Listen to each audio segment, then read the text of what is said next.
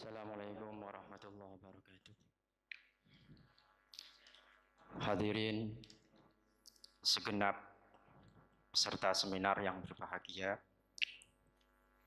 Di siang kali ini langsung saja mari kita masuk kepada poin materi seminar dengan sebuah topik perbandingan madhab dan madhab yang lain. Oleh karena itu, mari kita persiapkan 2 lembaran yang ada di tangan saudara-saudara untuk kemudian kita teliti dan kita simak pembacaan serta penjabaran dari narasumber Sohibul Maqalah ini. Beliau yang mulia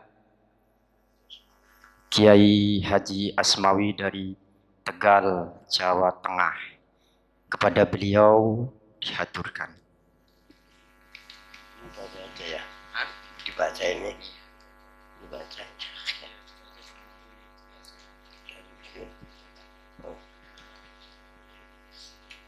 Bismillahirrahmanirrahim. Alhamdulillahirabbil alamin wassalatu wassalamu ala asyrafil anbiya'i wal mursalin sayyidina wa maulana Muhammadin sallallahu alaihi wasallam wa ala alihi washabihi ajma'in.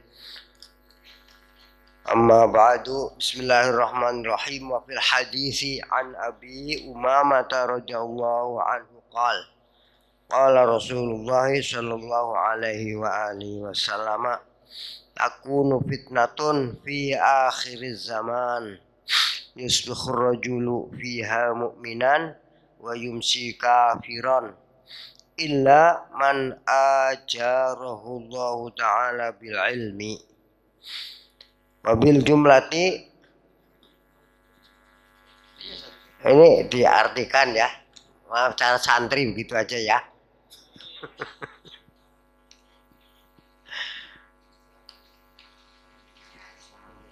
Jawa. Oh ya dah. Di dalam salah satu hadis yang diriwayatkan dari sahabat Abi Umamah radhiyallahu anhu qala, ini sumbernya ya, sumbernya kita Ahlussunnah dari hadis. Qala Rasulullah sallallahu alaihi wasallam. Bersabda Rasulullah, takunu fitnatun fi akhir zaman. Akan terjadi fitnah di dalam akhir zaman. Yusbihur rajul fiha mu'minan. Kita singkat saja. Pagi-pagi seorang laki-laki jadi orang beriman, mukmin. Wa yumsi kafiron. Dan sore harinya jadi orang kafir. Mungkin selanjutnya wa yumsi kafir mukminan yusbihu kafiron.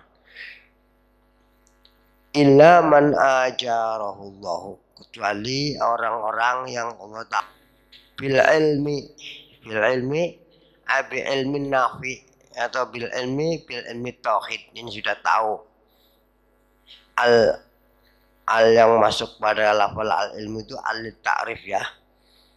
Wabil jumlati, jadi dalam arti ini sedekah Rasul ya, mengatakan besok akan terjadi di akhir zaman kejadian orang-orang pagi jadi orang mukmin, sore jadi orang kafir. Maksudnya begitu. Kecuali orang yang dihendaki oleh Allah menjalankan daripada atau ilmu tauhid. Begitu maksudnya. Illa man ajarahullahu bil ilmi. Wabil jumlati. Fal ikhtiyatu fil umuri wa ahsanu ma yaslukul aqil. Oleh karenanya, gini kesimpulannya, berhati-hati dalam beberapa perkara yang terjadi saat tadi. Pagi jadi orang mukmin, sore terjadi orang kafir, naudzubillah. Wa ahsanu ma yaslukul aqil, yaitu sebaik-baiknya orang yang berjalan bagi orang yang akil, orang yang mempelajari bagi akil. Asluku bermakna ta'allamu bil akil. Orang selalu Orang yang akil, ini sebatas mana akil itu? Kita tahu al-akil. Yang namanya akil, orang yang punya akal. Orang yang punya akal ini yang dimaksud orang yang mengerti daripada hukum akli, itu namanya orang punya akal. Kan begitu takrifnya. Kalau tidak mengerti daripada hukum akli, itu bagaimana mau dikatakan orang punya akal? Kan begitu kan? Lalu takrif atau definisi lah daripada hukum akal itu sebatas apa sih? Yang namanya hukum akli, sedangkan kita tahu taruhnya hukum, ya. Tahu takrifnya isbatu amrin onafyuhu. Kita permudah saja. Arti daripada hukum akli itu saya singkatkan penemuan daripada akal. Itu namanya hukum akli. Akal siapa? Ya mutlakul akli itu. Semua akal itu akalnya manusia. Akal yang ada pada manusia. Itu penemuan akal itu. Akal menemukan apa yang ditemukan oleh akal itu menurut kenyataan, menurut yang sebenarnya, itu hanya akal menghadapi 3 macam perkara. Itu seluruh akal itu begitu. Jadi dalam arti begini, apa-apa sesuatu apa saja, baik yang maksusat, yang kelihatan atau yang enggak kelihatan, kalau ditemukan oleh akal manusia itu isinya hanya 3 poin. Ada yang wajib menurut akal, ada yang mustahil menurut akal, ada yang jais menurut, hanya 3 saja itu. Jadi sebenarnya kalau mempelajari hukum akli itu suatu pelajaran yang paling mudah, begitu. Jadi akal itu hanya ngadepi 3 macam saja. Apa saja, baik yang cara doruri, yang nggak usah dipikir, memang justru akal itu, maupun yang cara nazori. Yang tadi pagi pernah dibahas ilmu nazori, gitu. Cara doruri, ya. Itu Kimuseno menggambarkan yang nggak usah dipikir. Anak kecil saja kelihatan yang sudah diberi akal itu kelihatan kalau diperintah umpamanya suruh mengambilkan pesok umpamanya. Nah, ambilkan pesok. Kalau nggak tahu pasti menanya di mana Pak? Di mana ya? Itu pertanyaan di mana ini menandakan pesok itu harus bertempat atau menempat. Tandanya anak kecil saja sudah berani menanya di mana. Ambilkan sendal di mana. Itu tanda anak sudah punya akal. Terkecuali orang gila yang nggak punya akal, nggak bakalan nanya begitu ya. Anak itu begitu. Oh, jadi ini tanda bukti benda itu pasti ada tempatnya. Ini sudah doruri namanya, nggak usah dipelajarin lagi. Saya ambil contoh sedikit begitu saja. Itu nanti dalam hukum akli itu menempatnya sesuatu benda menurut hukum akal itu namanya wajib akli, begitu contohnya. Itu yang doruri.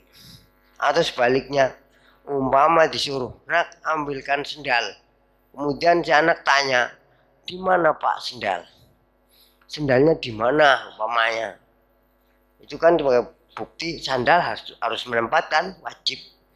Kau umpama si bapak jawabnya sandal yang enggak di mana-mana. Kira-kira anak itu bingung atau bingung? Pasti bingung. Ini bapak apa gimana ini? Mungkin dipegang ininya apa ya? Anget apa belum? Orang tanya sandal kok enggak di mana-mana. Enggak di mana-mana itu dalam arti mustahil ada sendal itu enggak di mana. Sebab tadi wajib menempat, mustahil enggak menempat. Itu dalam arti kata begitulah. Itu contoh yang sudah jelas, tanda bukti anak itu sudah mempunyai akal. Ya.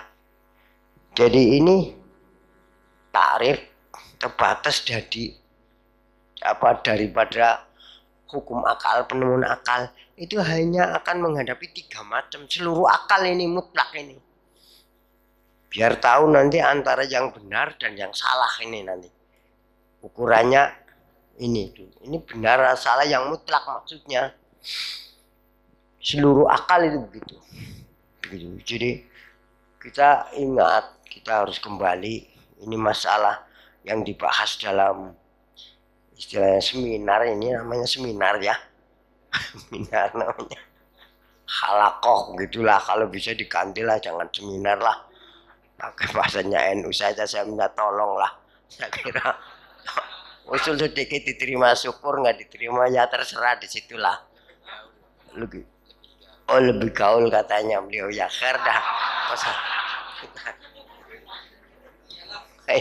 Boleh saja itu nggak masalah ya. Tapi kita ingat jangan kita dipimpin oleh bahasa sebenarnya ya. Harus tahu maksudnya dulu kan, yang lebih penting. Boleh dah. Nah itu saja dulu ya. Al-akil batasnya. Jadi insya Allah ini termasuk barang doruri, kita mengakui punya akal semua. Di sini dikatakan al-akil, bagi akil orang yang akalnya sempurna, yang ngerti daripada wajib, akli mustahil, akli jais, akli ayaslukuhul akilu la siaman bihadzal amri. Apalagi la siaman semawona caranya la siaman bihadzal amri, apalagi dalam masalah ini.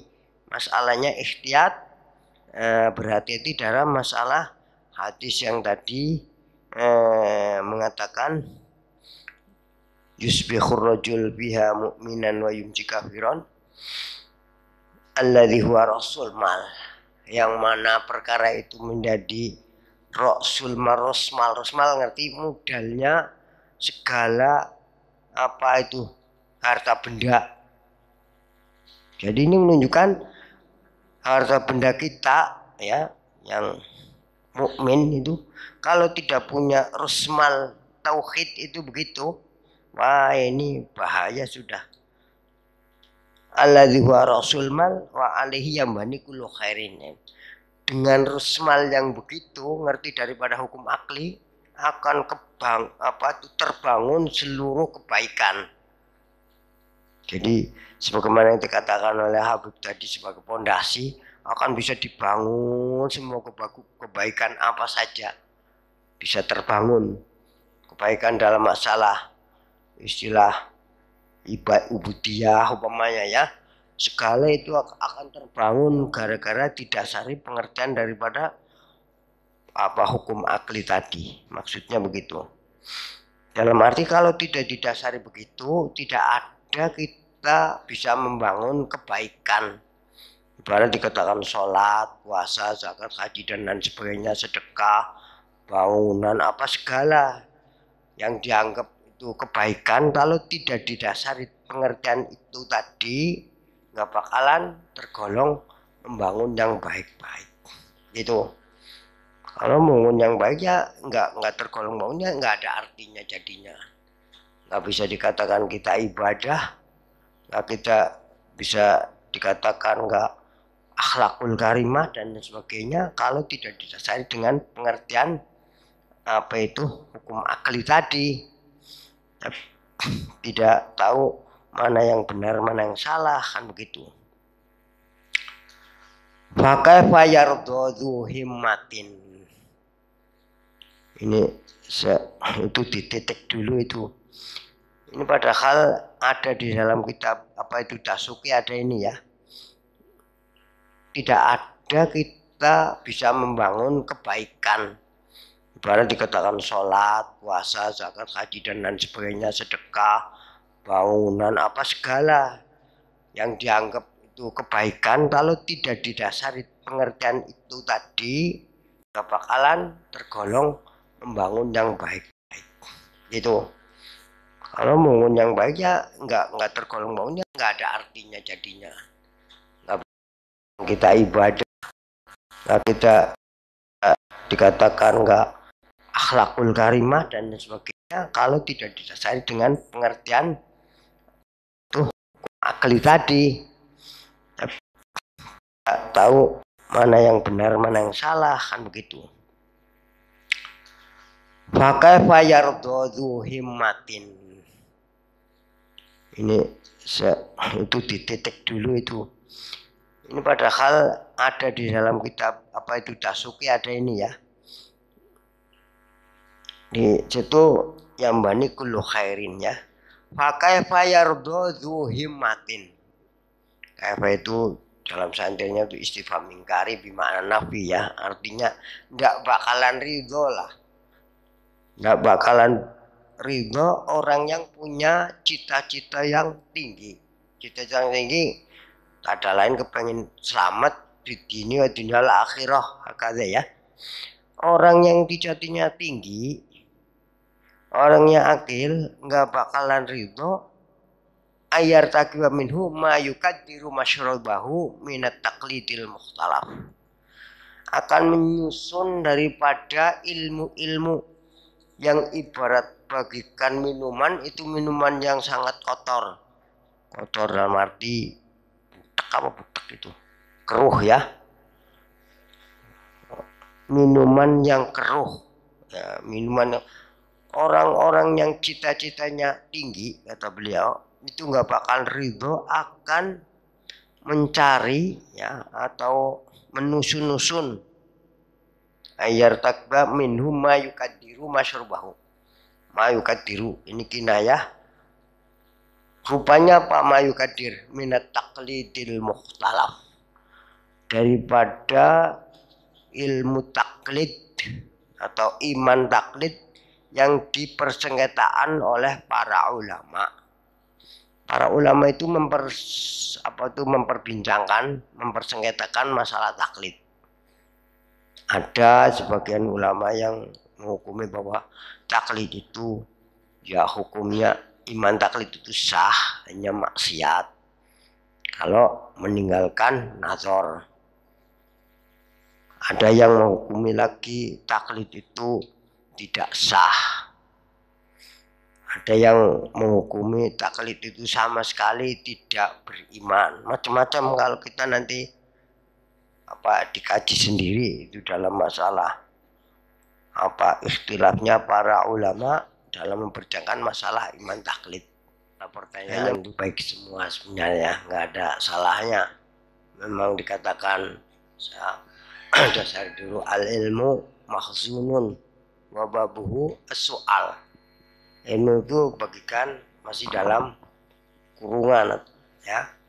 Pintunya itu harus ada pertanyaan. Hanya sebelumnya kita jawab semaksimal mungkin ya.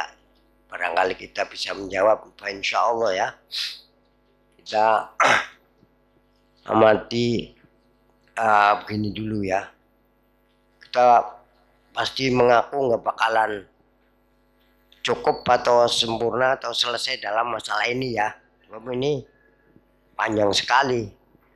Hanya sepintas kita yang di pertanyaan pertama masalah sifat yang 20 tadi, yang dikatakan nafsiyah, salbiyah, ma'ani, kemudian ma'nawiyah. Itu penyetusan nafsiyah, ma'ani, salbiyah, ma'ani, ma'nawiyah. Itu sebenarnya itulah yang namanya hukum akli itu. Muta'alaq daripada hukum akal manusia itu. Akal manusia tidak lepas dari mengetahui yang 4 macam. Itu kalau yang masalah hal itu dimasukkan taruk syekh. Ada yang namanya nafsiyah. Ini bahasa khusus, bahasanya orang mujtahid ya. Yang orang mujtahid itu kayak imam, nggak mau makmum, kita yang harus makmum, begitu ya. Nafsiyah, apa nafsiyah itu? Ini yang 20 itu dibagi-bagi, ada nafsiyah, ada salbiyah, ada ma'ani, ada ma'nawiyah. Berarti itu derajat menurut hukum akal daripada yang namanya yang 20 itu. Ada yang derajat nafsiyah menurut akal, ada derajatnya salbiyah, ada derajatnya ma'ani, ada derajat ma'nawiyah. Itu ada takrifnya sendiri-sendiri. Gitu. Kita tahu yang namanya nafsiyah apa sih? Nafsiyah itu halul wajibat lidzat madamatizat ghairu mu'allalatin bi ilatin. Itu satu takrif. Saya singkat, hal sesuatu yang pasti pada itu, begitulah, yang nggak ada kaitannya apa-apa, gitu. Latu alalu bi ilatin, tidak ada mulazamah dengan malzumnya, nggak ada. Itulah yang namanya nafsiyah menurut akal. Contohnya, kalau di situ sih nafsiyah yang pada zatnya Allah Ta'ala itu mengatakan wujud. Wujud itu nafsiyah. Namanya hal nafsiyah. Kenapa wujud itu dia katakan hal nafsiyah? Ya.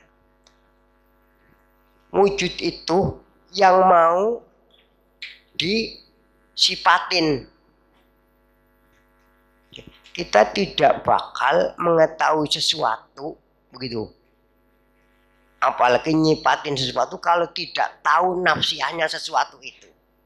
Itulah namanya ya. Contohnya begini. Kita tahu itu namanya, ini bahasa sini jeruk umpamanya ya. Apa yang pasti untuk jeruk ini menurut akal? Yang harus, yang pasti. Jeruk mau tidak mau menurut semua akal pasti tahayus, ini contohnya. Menempat secukupnya jeruk ini. Jadi nafsiyahnya si jeruk ini jeruk tanama ya. Ini tahayus.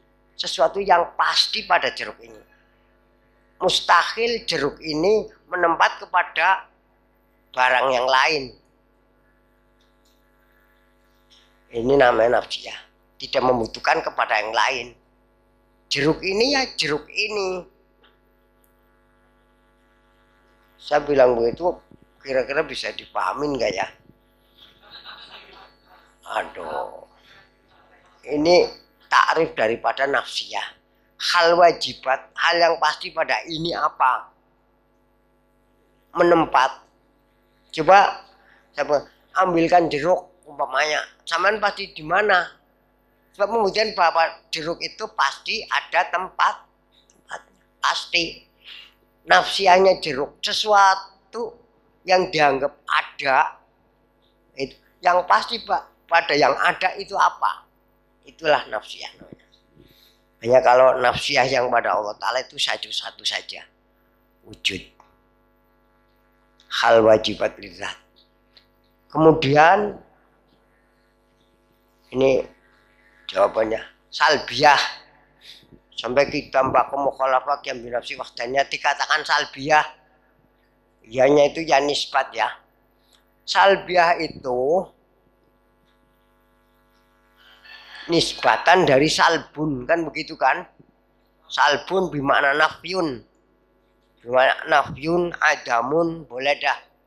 Nafyun boleh. Nah, karena yang 5 itu dari kitab bako mukhalafah yang binafsi wahdaniyat itu makna mutabakohnya pakai nafyun atau adamun atau itu bangsa nafi, katakan bangsa salbun, bangsa tidak.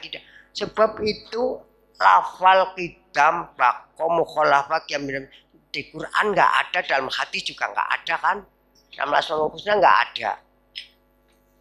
Kidam bako itu derajatnya salbiyah itu amrun i'tibariyun. Sesuatu hanya untuk itibar saja, ada itibar ikhtirai, itibar intizai ya.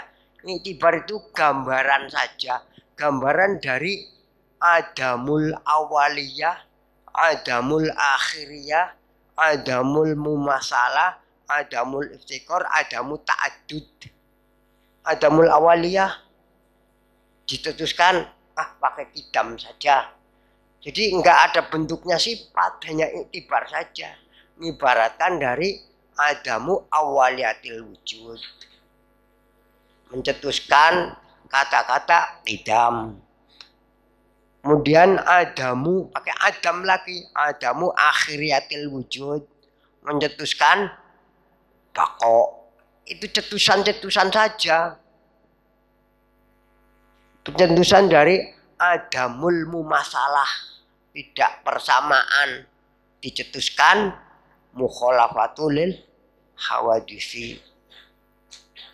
Adamul iftikor ilal mahal wal mukhassis, tidak dicetuskan pakai qiyamuhu binafsihi. Ini menurut kaum akli loh. Terus adamu ta'adud bizat sifatil af'al, dicetuskan pakai wahdaniyat, bukan wahid, bukan ahad. Jadi qidam bako itu amr derajatnya amrun itbaq.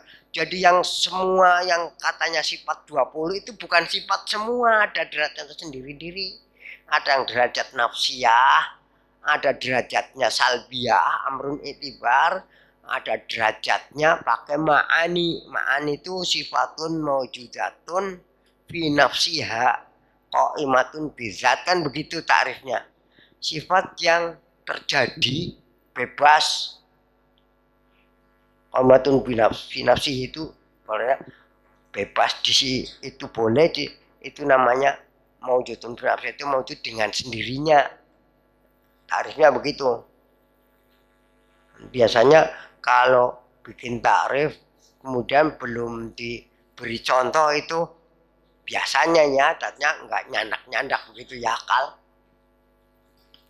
Seperti kudrati rotat ilmu hayat sama pasor kalam, yang 7 itu derajatnya wujudiyat, semua maujudatun binafsiha. Itu kemudian hal ma'nawiyah. Hal itu seperti tadi hal nafsiyah, hanya ini bedanya. Kalau hal ma'nawiyah tarifnya al halul wajibatu lidzat mu'allalatun bi'illatin. Hal, jadi tidak terbentuk sifat begitu. Yang qiyamuhu bil mausuf. Jadi maksudnya nafsiyah, kemudian salbiyah, ma'ani, ma'nawiyah, itulah penemuan daripada akal manusia. Jadi bagaimana akal manusia menurut ijtihadnya ahli ilmu usul, kayak apa? Nggak bisa lepas dari yang 3, yang 4, dari nafsiyah, salbiyah, ma'ani, dan ma'nawiyah. Begitu. Hanya kalau kita kan karena belum paham daripada hukum akli itu, ngikuti kalimah itu, kalimah wujud, qidam, baqo. Kalau dibalaghahkan itu antara wujud dengan qidam, baqo, mukhalas itu antara kuliah saja dengan juz'iyah. Mustahil adam itu lazimnya mustahil adamul awaliyah, mustahil adamul akhiriyah, mustahil adamul mumasalah, mustahil adamul iftikor, mustahil adamul ta'adud. Itulah namanya wajibil wujud, begitu. Jadi nggak usah dibaca lagi, cukup wajibil wujud. Katakan qudiyah kulliyah ma sadaqo ala kasirin, tidak begitu. Cukup wajibil wujud saja. Ya, sepintas menerangkan daripada keterangan nafsiyah ya, salbiyah, ma'ani, ma'nawiyah. Kemudian keduanya nanti tadi mujtahid mutlak. Ini kita mujtahid ya, namanya siapa? Ijtihad ya. Sebenarnya tidak dibatasin ini. Bebas. Tapi mampu apa enggak? Tinggal begitu. Ya.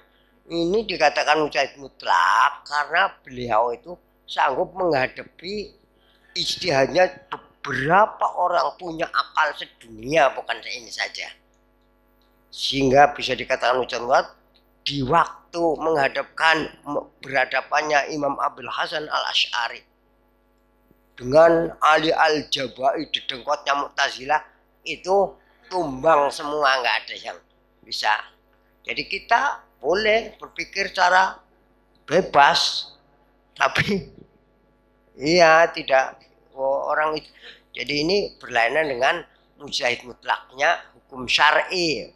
Begitu seperti mujtahid mutlaknya para ahli syariah lain ya, ini mujtahid mutlaknya hukum akli ini di sini. Gitu. Mutlak itu kan bukan sebalik daripada muqayyad. Kalau muqayyad itu masih berkaitan dengan kepada yang lain, ini berani hujjah yang mengalahkan segalanya, hujjah gitu. Bisa dikatakan kalau pada nabi atau rasul hujjah yang betul namanya mukjizah. Ya. Kalau kita para mujtahid itu bukan mukjizah namanya, hujjah burhaniyah, cukup begitu. Itu mutlaknya itu yang dimaksud begitu. Kalau kita mampu boleh tidak tertutup ya, pintu ijtihad boleh saja. Di sini mungkin apalagi di pesantren ya terbuka itu boleh, tinggal kemampuannya akal-akal kita. Saya kira akal kita itu sudah tidak memungkinkan begitu. Mungkin barang jaiz ya menghadapi akal-akalnya orang dulu itu lebih melebihi daripada akal-akalnya ulama yang itu. Saya kira itu tidak memungkinkan. Saya kira itulah batas daripada dikatakan mujtahid mutlak begitu dalam hukum akli loh ini khususnya. Kemudian yang di luar Abu Musa dan Al-Maturidi. Ya boleh di Abu Musa Al-Maturidi boleh. Di luar itu boleh ya. Tauhid di luar itu hanya ini kita pesankan di sini dulu ya. Karena kita bukan mujtahid, saya jabarkan begini.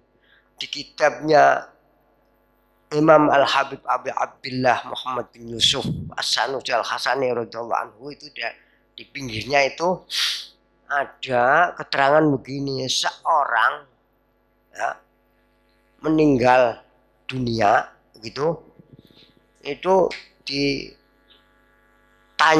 itu seorang ulama itu setelah meninggal dunia begitu, salah santulannya itu ditemukan. Begitu ketemu dalam mimpi sempat bertanya bagaimana ya Syekhina, oh saya ini dalam pertanyaan sama malaikat, ini singkatnya ya, itu bisa jawab semua, tapi saya itu tetap diazab saja, padahal jawabannya itu sudah tepat, tapi saya itu dipukul terus-terusan sampai saya menanyakan kenapa saya sudah benar jawabannya. Kamu gara-gara meninggalkan kitabnya Imam Sanusi, muridnya Imam Asy'ari, gara-gara itu saja itu kamu berani begitu. Jadi boleh-boleh saja, tapi tidak ada jaminan nanti dipukul oleh malaikat atau enggak ada jaminan.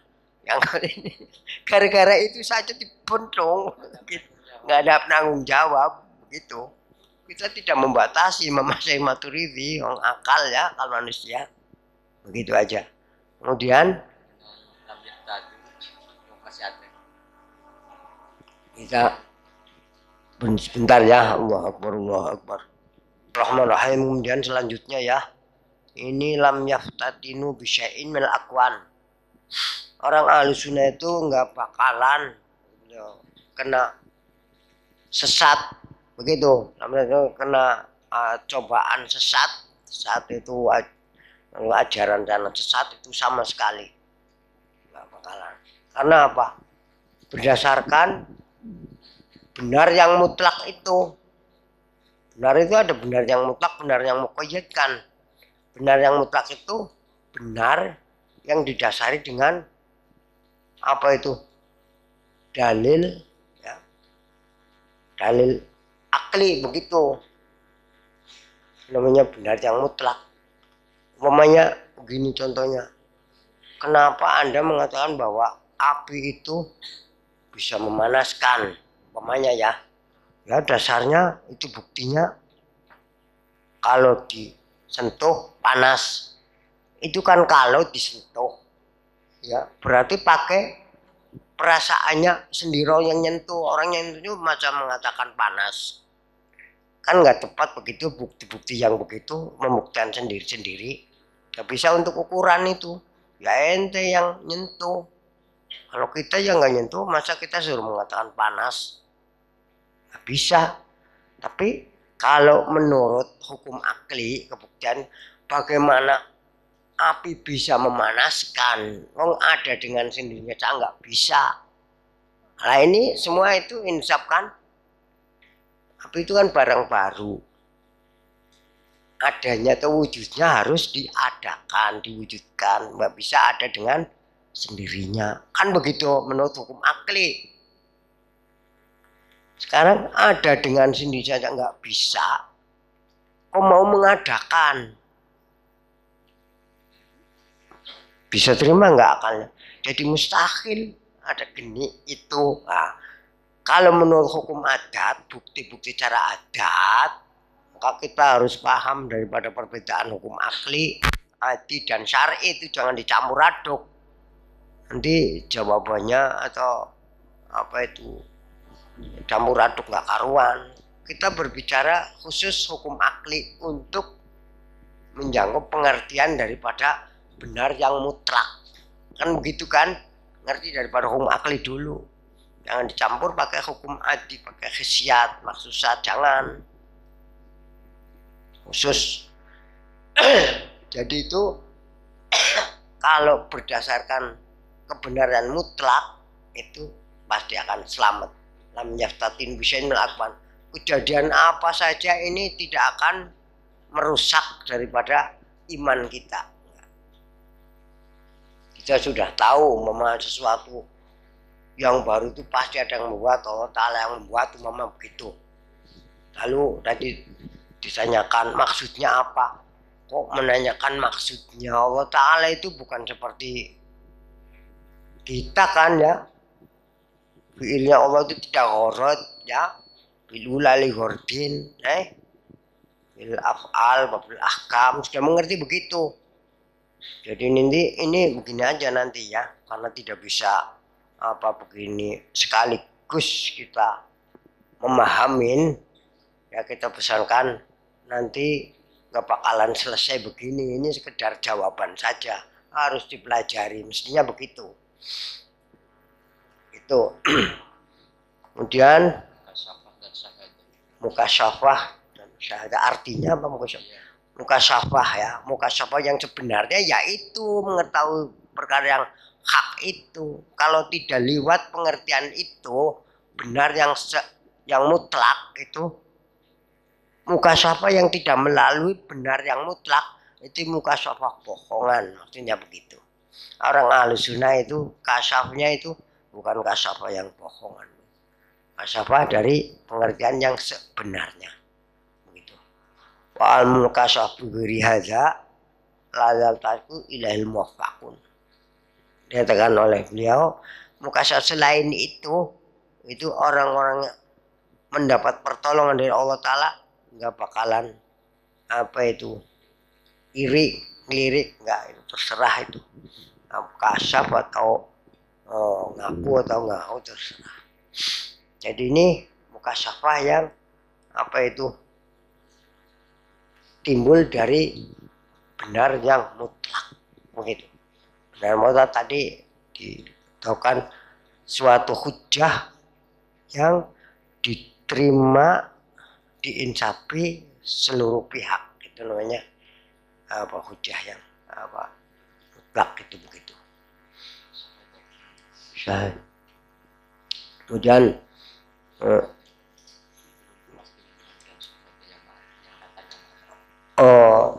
wadzalika hakikatu makna syahadah ya. Innal asas wal asla wal usas ma'rifatul ma'bud qoblal ibadah. Wadzalika hakikatu makna syahadah. Yang bersyahadat itu tadi dibawakan dalam kitab itu 3 kan. Syahidallahu annahu la ilaha illa huwa. Wa syahidal malaikatu annahu la ilaha illa huwa. Wa syahida ulul ilmi annahu la ilaha. ta'arud fil amal ya. Jadi amilnya satu, makmulnya banyak ya. Syahidallahu annahu la ilaha illa huwa wal malaikatu ulul. Yang termasuk syahadat itu hanya ulul ilmi, malaikah dan Allah, begitu. Hanya begitu. Jadi bisa dikatakan apa itu tergolong orang ibadah kalau makrifat kepada ma'budnya. Bagaimana dikatakan ibadah? Nggak tahu ma'budnya, kan begitu kan? Ya. Jadi hanya yang ngerti, yang tahu kepada ma'budnya sajalah orang itu pekerjaannya dikatakan ibadah, begitu. Yang kedua, Ya. taklid dengan kapan permulaan Allah Oh, dunia. iya. Kapan Allah Ta'ala permulaan membuat dunia ya? Ini baik sekali, lucu namanya. Itu kita sudah tahu, perlu dijawab memang ya pengertian ini. Sudah tahu bahwa Allah Ta'ala itu wajibul wujud ya, yang asali tidak berkaitan dengan waktu. Kapan itu kan waktu kan? Boleh menanyakan kapan boleh. Itu namanya bahasa majas, asal kita tahu hakikatnya. Namanya saja membuat ya, dibuat kapan. Allah Ta'ala beserta sifatnya itu tidak berkaitan dengan waktu. Ya kan? Mustahil Allah Ta'ala berbarengan dengan waktu. Kapan Gusti Allah Ta'ala berkuasa, kapan menjadikan, itu pada hakikatnya tidak berkaitan dengan kapan, dengan waktu. Hanya yang berkaitan dengan kapan atau waktu dan sebagainya itu hawadisnya, makhluknya. Ya, karena jelas yang namanya baru itu ada awal, ada akhir kan begitu kan. Jadi yang dimaksud pertanyaan Anda itu boleh karena belum paham ya masalah ta'aluknya kudrat irodatnya Allah yang qadim begitu. Mulai dari apa pertama tadi juga itu. Oh, kalau itu kita kembali bahasa syar'i itu lain itu ya. Menurut Al-Quran itu awal khalqillah al-ma, umpamanya begitu. Pertama yang diwujudkan oleh Allah adalah air. Seluruh itu waja'alna minal ma'i basyara, itu berkaitan dengan masalah hukum syar'i. Paham? Ini lagi khusus membicarakan hukum akli.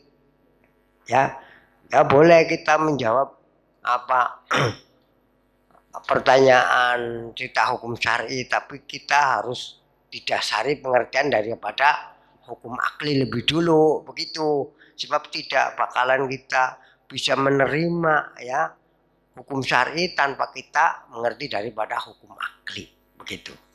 Itu masalah hukum syar'i itu lain. Jadi kalau menurut hukum syar'i ya yang sudah tercantum di antara dalam ayat Al-Quran, alladzi khalaqa minal ma'i basyara, kan begitu. Allah Ta'ala yang pertama yang kelihatan diwujudkan ya di dunia ini itu dari air lebih dulu begitu, dan lain sebagainya. Itu tinggal Anda mempelajari dalam hukum syar'i saja.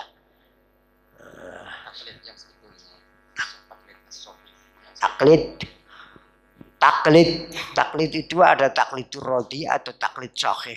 Taklid sahih itu mengerti daripada sifat yang wajib, yang mustahil, yang jaiz menurut akal bagi Allah, tapi enggak tahu dalilnya. Itu taklid sahih. Itulah yang diikhtilafkan oleh para ulama. Ngerti yang wajib bagi Allah Ta'ala 20 umpamanya dari semenjak wajib wujud kitab bako sampai mutakalliman. Yang mustahil jauh daripada sifat Allah dari adam, hudus, fana, mumasalah, iftikor, ta'adud, azun, karuhatun, juhlun, mautun, samaun, umyun, bakamun, ajizan, karyan, jahilan, metan, asoma, ama, abkama. Itu apal. Ngerti dari fi'lu kulli mungkin awtar kuhu. Ngerti dari wajib sidik, amanah, tabligh, fotona, mustahil, gizib, khianat, kitman, balada. Ngerti dari arud, basyariyah. Tapi belum ngerti dalilnya, itu namanya taklid yang sahih. Boleh itu yang begitu. Itu taklid yang begitu belum sah imannya. Menurut Imam Abil Hasan Al-Asy'ari radhiyallahu anhu. Namanya taklid begitu masih tergolong husnudzon bimukhbirih. Sangka baik kepada yang mengajar begitu. Jadi bukan iman. Umpama kita dilajari, ayo kita mantap mengucapkan 2 kalimat syahadat, asyhadu an la ilaha illallah, asyhadu anna Muhammadar Rasulullah, wa percaya ada Tuhan selain Allah, wa percaya Nabi Muhammad utusan Allah. Sampai mantap begitu. Lalu diterangkan sifat yang wajib 20, yang mustahil 20, yang jaiz 1. Apal itu belum iman yang begitu namanya. Masih nama husnudzon bimukhbirih singkatnya. Sangat baik kepada orang yang mengajarin. Kenapa dikatakan bukan iman, masih husnudzon namanya, sangat baik? Karena gini, menurut kebiasaan, di antara yang diajarin dengan yang mengajarin, derajatnya lebih tinggi daripada yang mengajarin, kan begitu. Apalagi umpamanya kelihatannya ini seorang yang alim, seorang yang kaya, itu yang dipelajarin orang yang masih rendah, kan otomatis percaya begitu karena melihat yang mengajarin begitu potongannya, umpamanya begitu, masih husnudzon, jadi dipelajarin begitu kan ikut dengan sendirinya kan.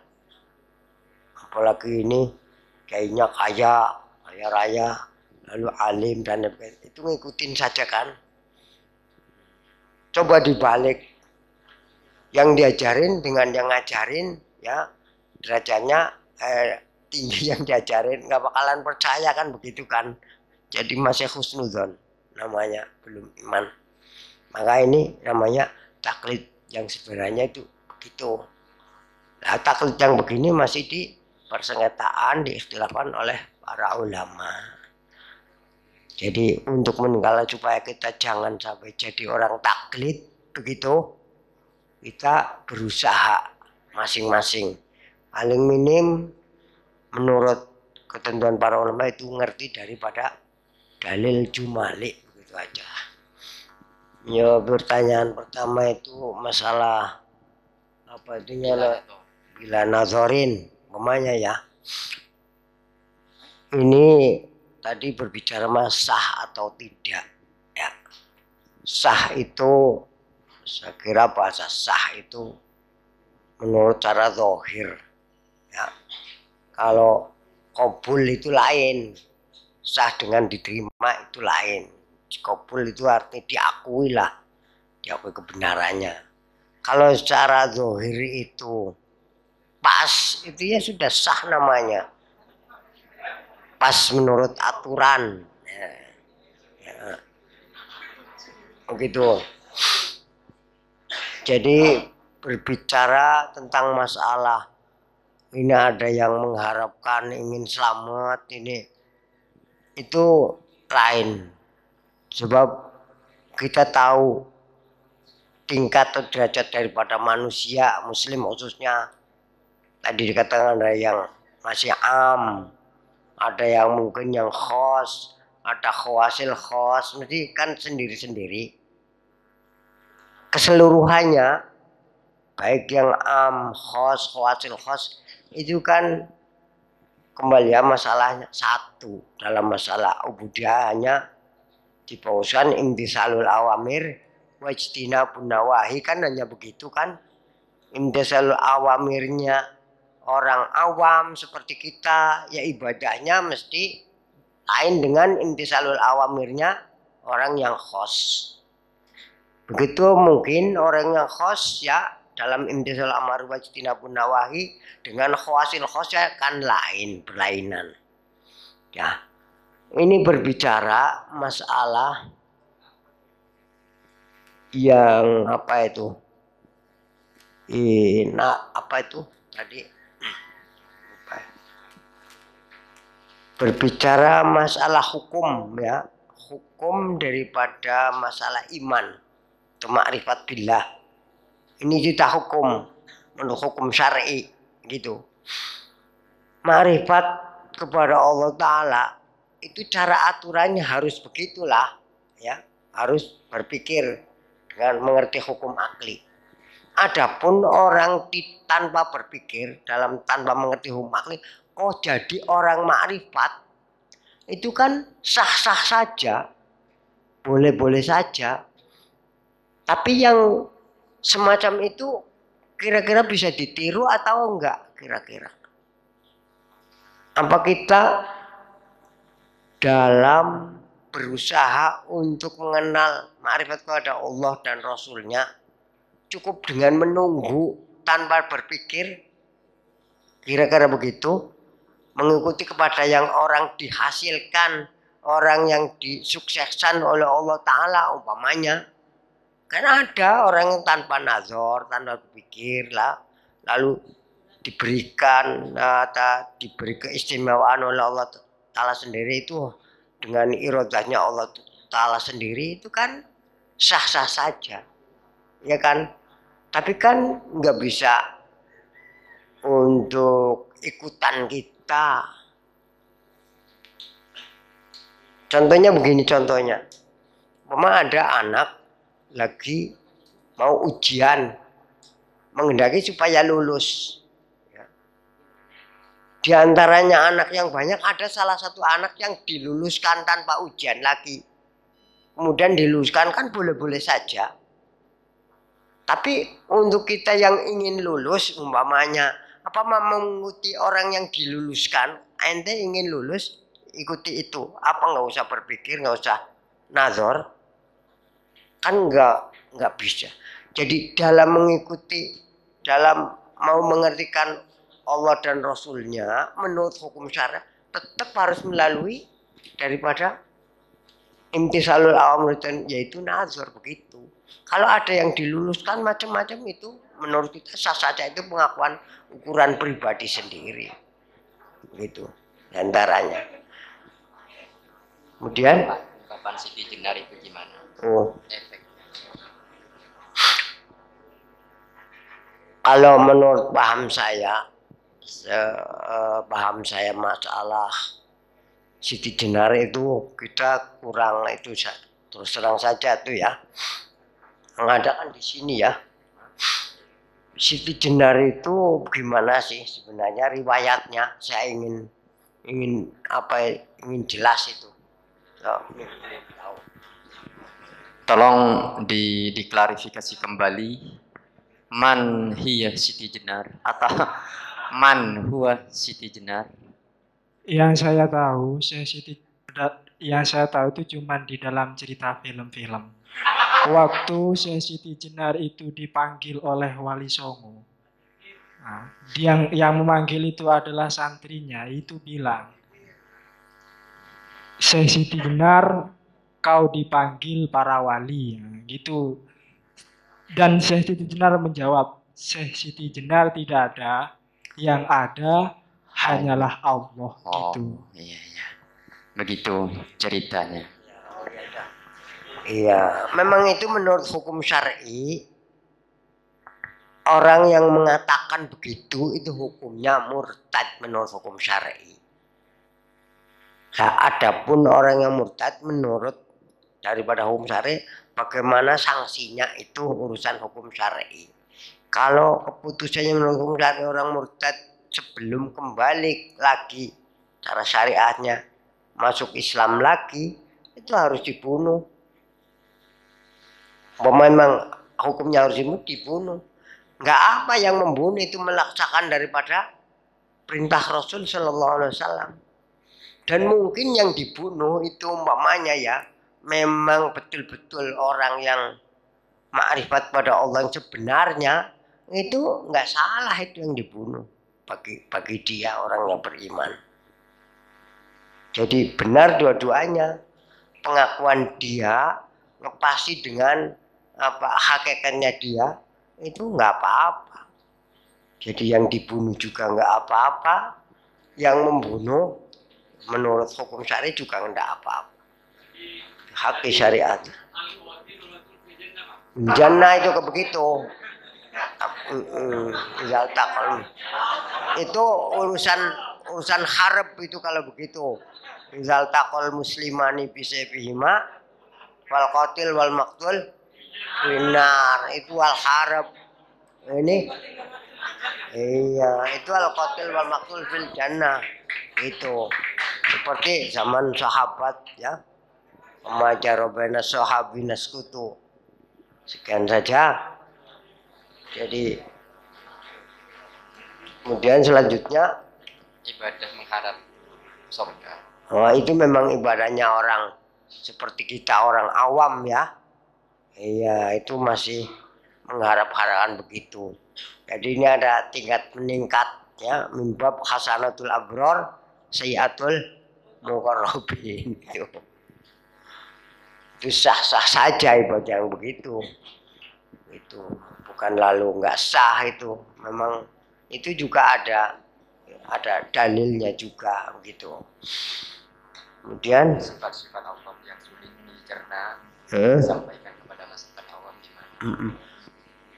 Ya jangan. Jadi kita menyampaikan sifat-sifat yang wajib, yang mustahil, jaiz, yang bisa diterima oleh khalayak begitu. Yang sulit-sulit nggak perlu begitu. Lah justru itu maka bukan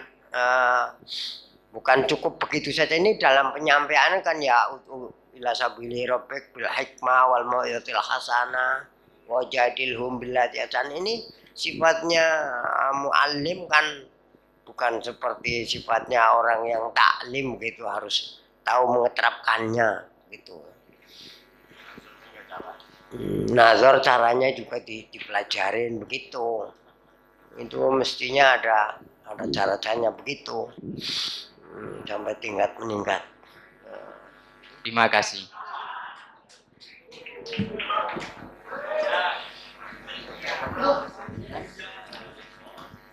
Nazar. Penator sendiri. Bismillahirrahmanirrahim. Masalah nazar ya. Ini nazar itu sebenarnya bebas. Nazar itu dalam arti bebas. Asal tahu daripada aturannya begitu. Jadi di sini ada asal-asalan. Karena nazar adalah pekerjaannya hukum akal, itu bisa bebas juga. Tapi kalau kita tidak melalui dengan aturan, ya itu nggak bisa dipertanggungjawabkan, jelas begitu. Jadi kemudian jawab dalam arti begini, nazar yang dengan pakai aturan itu sepertinya nazar yang sekarang yang bisa dipertanggungjawabkan kebenarannya. Sebenarnya nazarnya ahli hak begitu.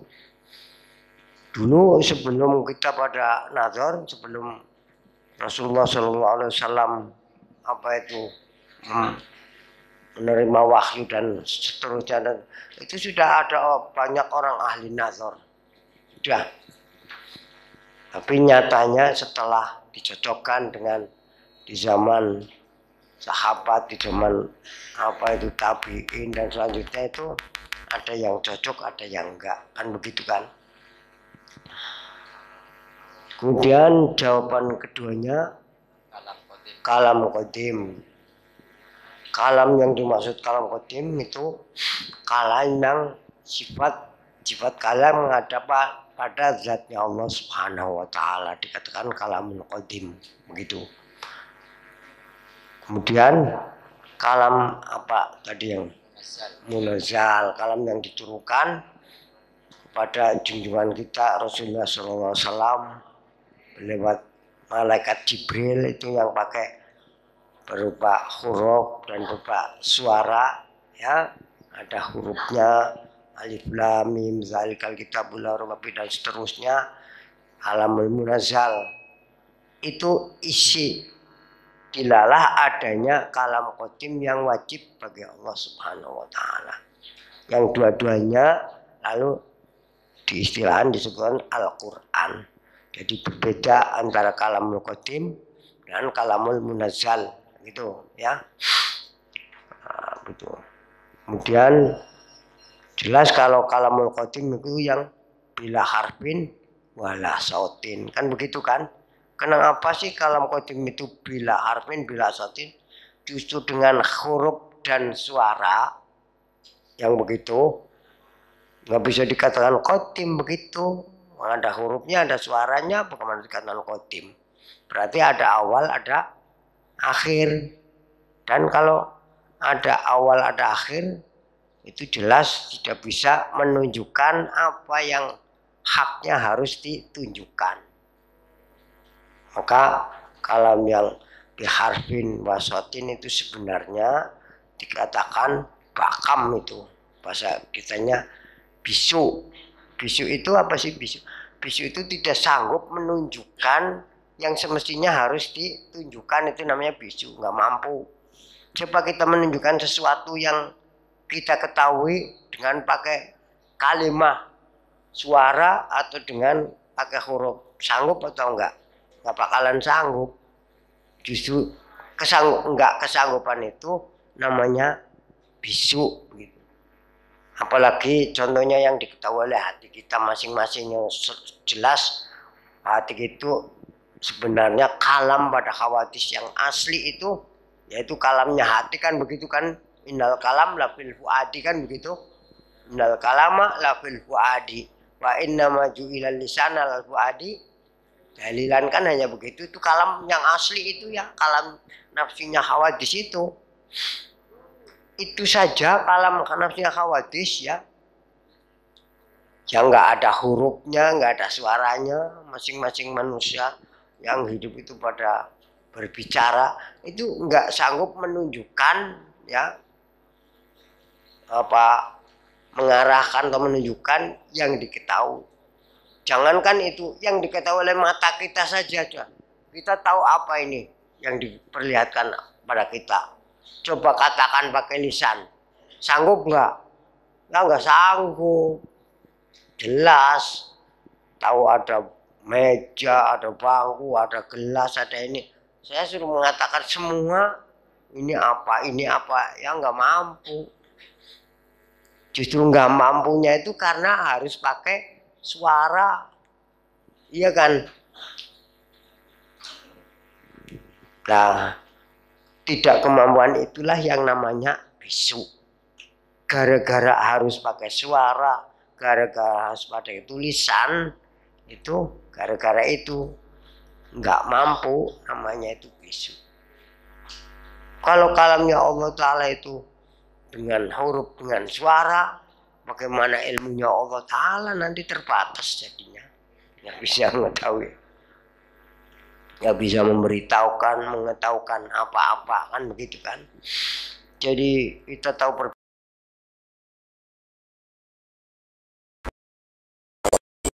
itu Allah Subhanahu wa Ta'ala. Kemudian selanjutnya jawaban yang ketiga ya. Oh itu ya. Ada di televisi ada gambar surga neraka. Sebenarnya itu menurut pribadi saya itu, kalau di gambar-gambar itu pribadi saya itu kurang cocok itu, sebab itu masalah itu sirullah wa khalqiyah, masalah rahasia Allah Ta'ala. Wallah alam itu masalah syar'i yang begitu, saya nggak tahu dasarnya ya. Yang jelas apa itu yang dikatakan itu orang masuk surga umpamanya kekal di situ. Tadi saya dengar perbedaan kekal di dalam surga umpamanya kayak menyerupai kekalnya Allah, bukan begitu. Kalau itu surganya itu saja barang makhluk ya, barang buatan dibuat oleh Allah Ta'ala. Jadi kekalnya kekal yang dibuat juga, dikekalkan, bukan sifatnya surga itu kekal itu saya menerima apa itu paham bahwa surga itu kekal, itu kekalnya barang mungkin namanya. Menurut hukum akli, wajib akli aridi namanya, pasti kekalnya surga itu, sebab yang membuat kekal itu Gusti Allah, kan begitu kan? Pasti kekal. Masa Allah Ta'ala membuat kekal? Nggak bisa. Tapi bukan kekal yang seperti zatnya Allah Ta'ala yang wajib zati mutlak begitu. Jadi kekal dalam arti di surga itu yang menerima rusak begitu. Umpama menurut hukum akli Allah Ta'ala menghendaki dirusaknya, ya sah-sah saja. Hanya Allah Ta'ala dengan irodahnya Allah yang azali nggak bakalan mau merusak surga begitu. Jadi pasti kekalnya, pasti menurut wajib akli yang aridi. Makanya ini perlu pelajaran ya. Ada wajib akli yang zati mutlak, ada wajib akli yang muqayyad, ada wajib akli aridi itu. Wajib akli aridi itu wajib yang mencocokkan dengan apa firman-firman dalam Al-Quran begitu. Seperti umpamanya contohnya wajib akli aridi ini contohnya begini. Iman dan Islam yang Allah Ta'ala berikan, yang Allah, itu iman Islam kan barang khawadis juga, ya, nggak punya taksir apa-apa, sah saja menurut akal. Orang mukmin dimasukkan surga boleh, dimasukkan neraka boleh. Orang kafir dimasukkan neraka boleh, kan begitu. Bukan iman Islam itu yang akan memasukkan surga maupun neraka, kan begitu kan? Hanya setelah melihat dari firman Allah, orang mukmin mau dimasukkan surga oleh Allah, pasti masuknya. Kan begitu kan? Masa Allah Ta'ala memasukkan orang dijadikan mukmin kemudian dimasukkan surga, nggak masuk? Ya mustahil kan? Jadi Allah Ta'ala memasukkan orang dijadikan mukmin dimasukkan surga, pasti masuknya. Karena yang memasukkan Gusti Allah, kan begitu. Allah Ta'ala menjadikan surga, ya, bukan surga sifatnya kekal, dikekalkan oleh Allah Ta'ala. Pasti kekalnya Allah Ta'ala yang membuat begitu. Namanya wajib akli aridi. Begitu seterusnya. Setelah bangkit dari kuburan apa roh apa jasa? Oh, ini paham setelah dari kuburan roh dan jasad dibangkitkan itu pahamnya itu macam-macam. Ini istilah khusus dari paham kita ahli sunnah wal jamaah, khusus ini ya, mungkin kita dari paham ahli sunnah wal jamaah syari'inya itu yang dibangkan biruhihi wa jasadihi begitu. Allah alam dipaham aliran yang lain itu, jadi pahamnya lain itu. Kalau paham ahli sunnah wal jamaah, orang meninggal dunia akan dibangkitkan ya biruhihi wa jasadihi, dibangkitkan seperti semula. Kemudian roh yang bergentayangan. Sebentar itu berarti. Ya, ya, Itu setelah bangkit dari kuburan, kemudian hidup abadi. Itu kan menyerupai Allah. Bukan hidup diabadikan, bukan hidup abadi, sifat abadi yang wajib, bukan. Diabadikan oleh Allah Ta'ala. Kalau Allah Ta'ala mengabadikan pasti abadi, iya kan?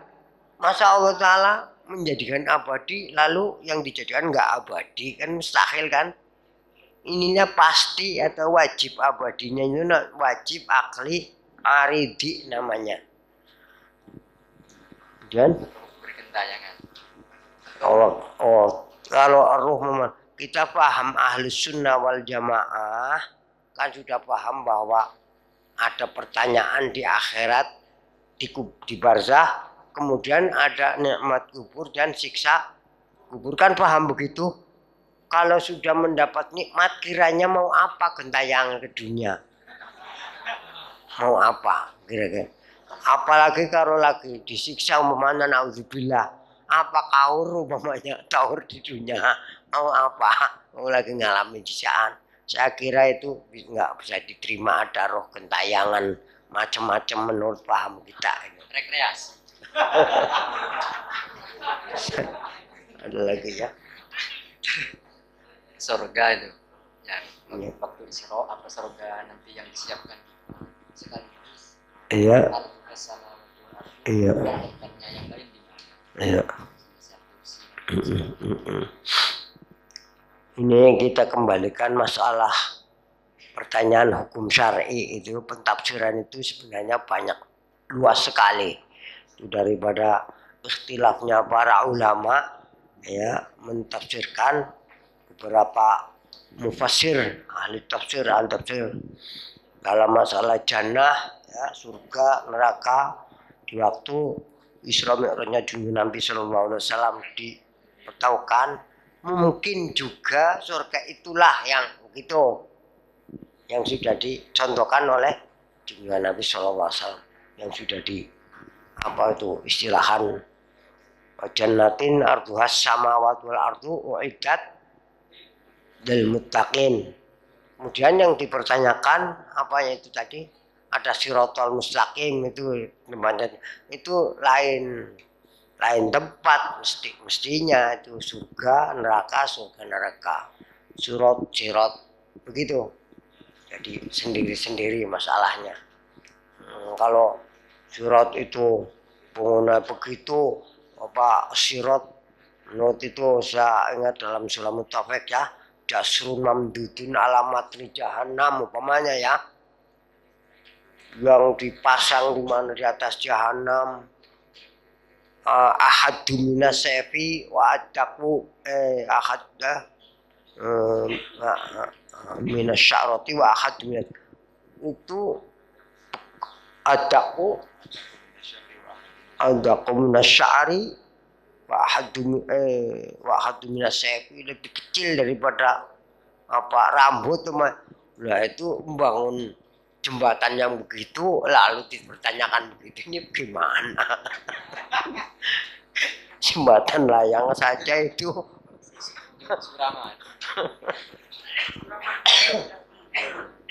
Makanya sebenarnya kalau masalah itu menurut pribadi saya itu upamanya sampai diperlihatkan, digambarkan di mana, upamanya ada gambaran, kata pribadi saya itu kurang setuju.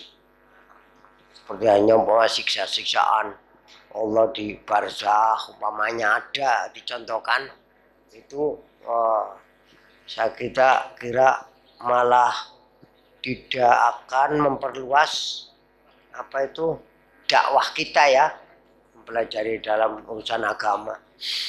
Sekian saja. Resep iman yang terakhir, resep iman untuk selalu kuat. Oh, resep. Yang terakhir. Masya Allah.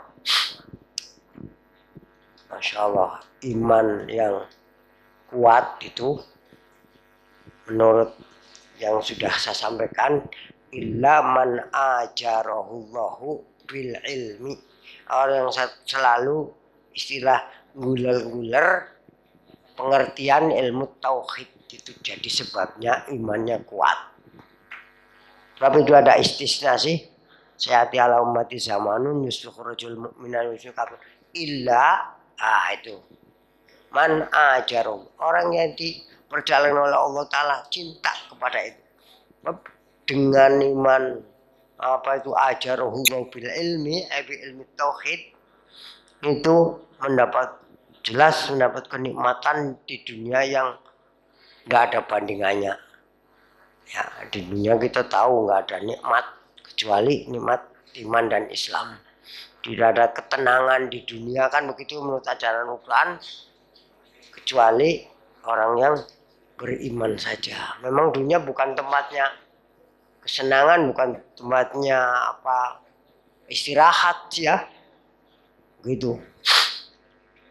Alladzina amanu wa tatma'innu qulubuhum bi dzikrillah, ala bi dzikrillahi tatma'innul. Makanya ala bi dzikrillah ya. Zikirlah itu dengan zikir itu namanya bertauhid kepada Allah Ta'ala, itu tatma'in. roti mana nggak ada mulanya. Kalau saya roti kasiring tatmain kalau nggak ada.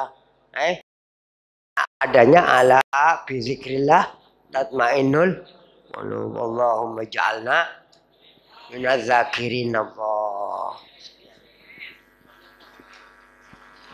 Terima kasih kepada Bapak narasumber yang telah sudi memaparkan semua poin-poin pertanyaan dari peserta. Semoga kita bisa menyimak serta menaldor semua yang telah dipaparkan. Dan untuk sesi kedua, cukupkan sampai di sini saja.